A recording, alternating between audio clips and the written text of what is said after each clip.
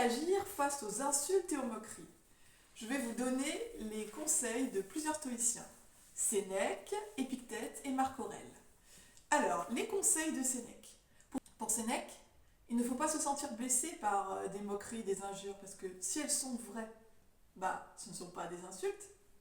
Et si elles sont fausses, pourquoi se sentir blessé? En réalité, ce que nous avons du mal à supporter, c'est nous, c'est ce que nous sommes. Donc, une solution pour Sénèque, c'est savoir rire de soi-même.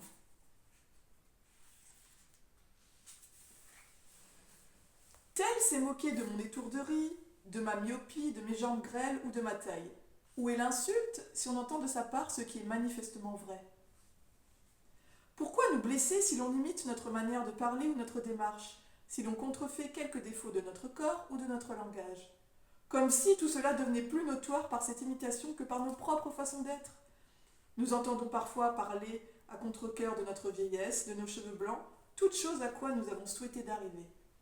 Des gens s'irritent quand ils entendent médire de leur pauvreté. Chacun dissimule ce qu'il se reproche à lui-même. C'est pourquoi on enlève toute matière aux effrontés et aux plaisanteries injurieuses en prenant d'abord les devants. On n'offre pas sujet de rire aux autres quand on est capable de rire de soi-même.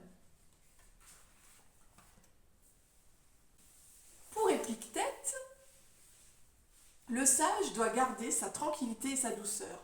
Le sage ne se fâche avec personne. Pourquoi? Parce qu'il sait que ça ne dépend pas de lui. Ce qui dépend de lui, c'est pratiquer la vertu, la justice, la modération, la sagesse, le courage. Alors pourquoi s'en faire pour ce qui ne dépend pas de nous? Voici ce que nous dit Épictète. Parmi les choses qui existent, les unes dépendent de nous, les autres ne dépendent pas de nous. Dépendent de nous, jugement de valeur, impulsion à agir, désir, aversion, en un mot, tout ce qui a affaire à nous. Ne dépendent pas de nous, le corps, nos possessions, les opinions que les autres ont de nous, les magistratures, en un mot, tout ce qui n'est pas notre affaire à nous. Donc nous voyons bien que pour Épictète, ce n'est pas la peine de se sentir blessé par les moqueries, les insultes, car le jugement des autres, ce n'est pas notre affaire, cela ne dépend pas de nous. Et enfin, pour Marc Aurèle, lui, nous dit carrément qu'il faut se préparer chaque jour à rencontrer des personnes désagréables. Et ce n'est pas la peine de s'irriter contre elles parce qu'elles font partie du genre humain comme nous. Voici ce qu'il nous dit.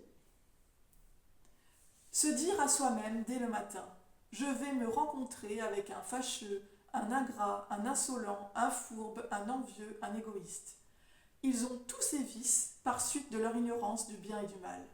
Mais moi, qui ai examiné la nature du bien, qui est d'être beau, et celle du mal, qui est d'être laid, et celle de l'homme vicieux lui-même, considérant qu'il a la même origine que moi, qu'il est issu non du même sang ni de la même semence, mais de la même intelligence, et qu'il est comme moi en possession d'une parcelle de la divinité, je ne puis recevoir aucun tort de ces hommes parce qu'aucun d'eux ne pourra me déshonorer.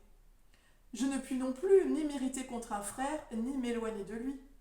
Nous sommes nés pour l'action en commun, comme les pieds, les mains, les paupières, les rangées des dents d'en haut et d'en bas. Agir les uns contre les autres est contraire à la nature, et c'est agir les uns contre les autres que de s'indigner et de se détourner.